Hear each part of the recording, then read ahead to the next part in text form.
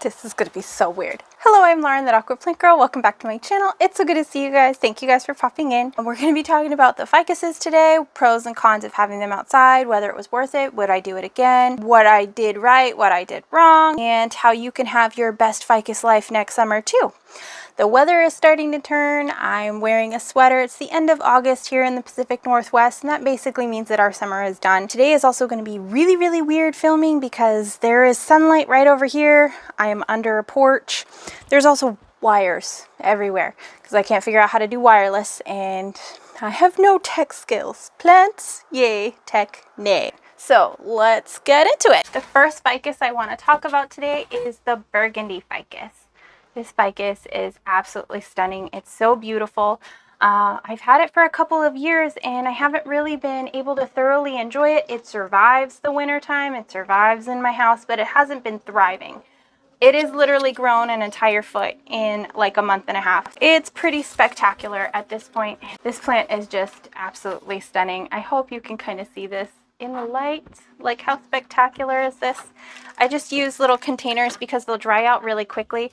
I have it in a well draining mix. It's 50% perlite, 50% potting mix. I'd say about this much of it, probably even this much of it, has come from just being out here in this greenhouse for the summer. It's called a rubber tree. It's also called a burgundy ficus.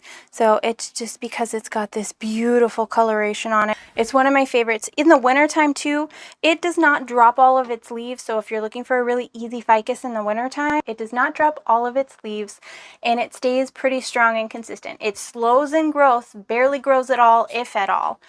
This next one is still very wet. This is a variegated ficus, which is absolutely stunning. It gets little bits of pink here and there. It's not the same as the strawberries and cream ficus though.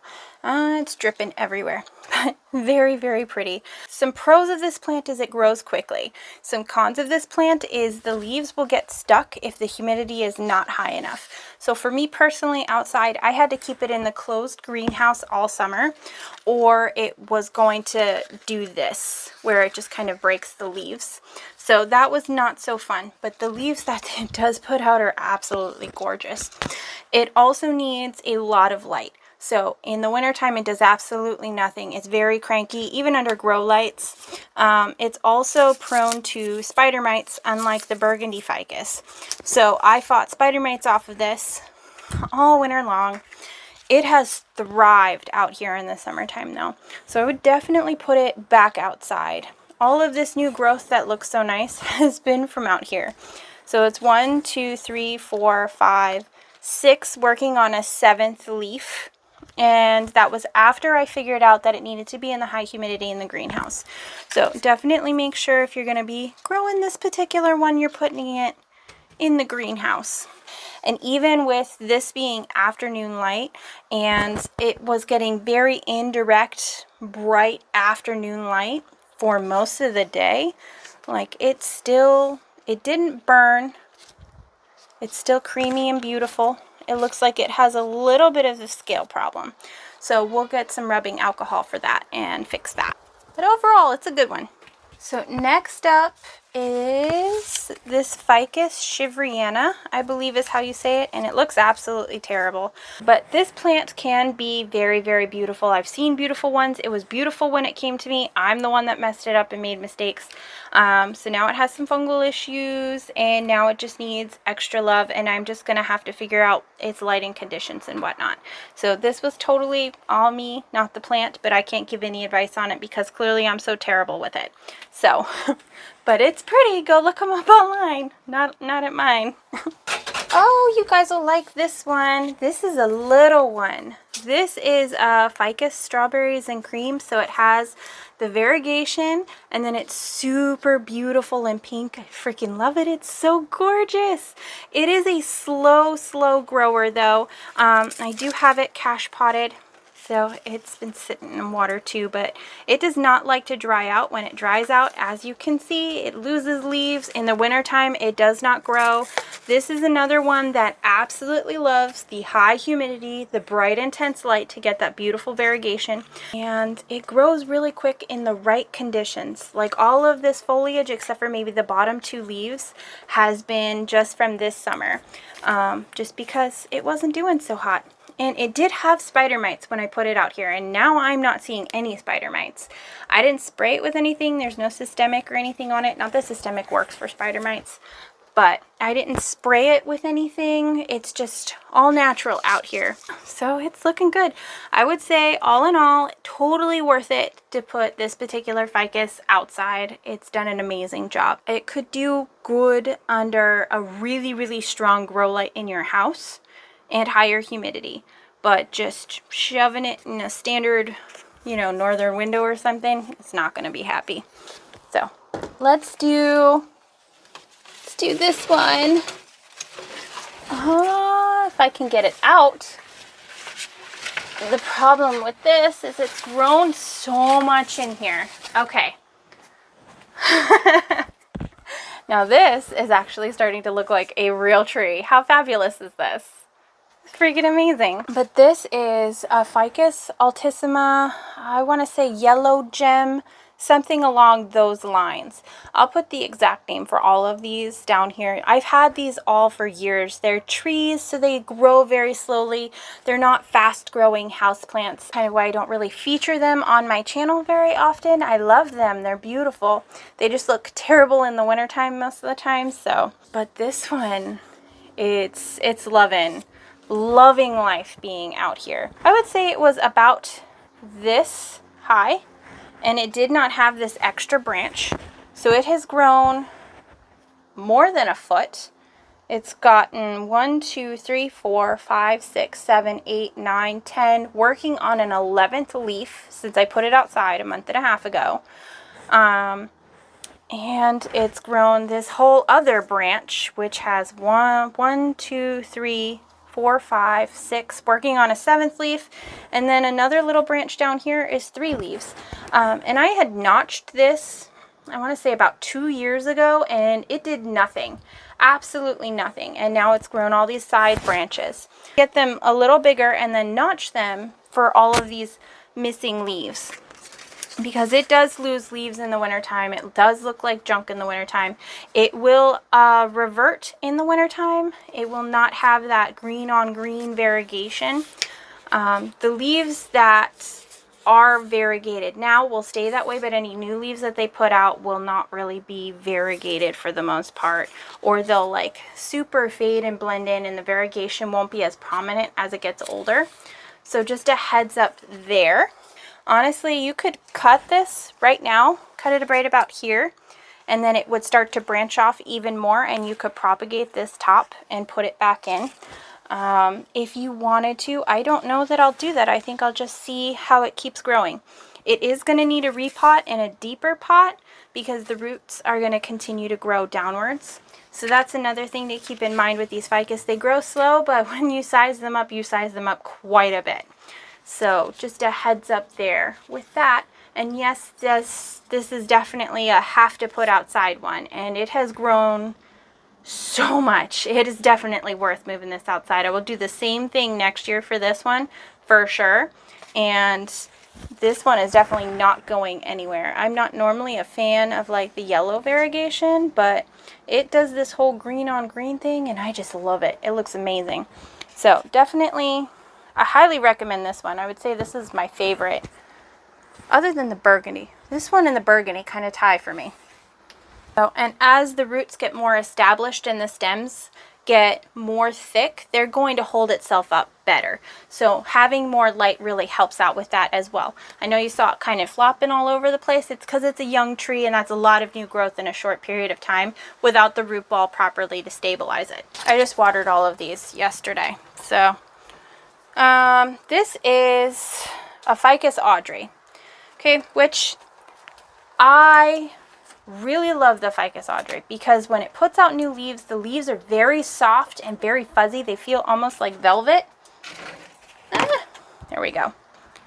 Okay, it doesn't sound like someone's peeing in the background while I'm trying to talk. Um, but I really love this. It's super soft, super velvety. It's absolutely beautiful. Like, it's a gorgeous plant. But for an all green plant, it is so slow to grow. I've had this plant for 3 years now, and it drops all its leaves in the wintertime, maybe holds on to one top one every time. It doesn't matter where I put it, under a grow light, bathroom, direct window, like, it doesn't matter. And then this new growth in the summer, it's pushed out 4 new leaves in a month and a half. Maybe I have the soil wrong. Maybe I have, like, I mean, it's been fertilized. Like, I'm doing my best with this plant. I'm doing everything that I'm doing with the other ones, but this one does not seem to love me. So, is it worth it putting it outside? Yeah, so you don't have to worry about it anymore. And honestly, just shove it in a corner and hope it grows. Inside, I don't know if it'd be worth it as a houseplant, to be honest, because for an all green plant, it grows less than my variegated ones. And I hate to be the one to kind of talk bad about this plant, because the velvet of the new leaves is just, oh, it's amazing. It feels so wonderful. But when I only get one of them, like maybe a couple of times a year, yeah, I do not know that this would be worth it, or that I'd recommend it now, honestly. After having it for a couple of years, it's just been problem after problem after problem. And maybe if it could be outside, maybe if I lived in Florida or Texas or somewhere tropical where it could get the light that it needs. Normally it's variegated plants that struggle with the low light. They'll be slow to grow, they won't variegate.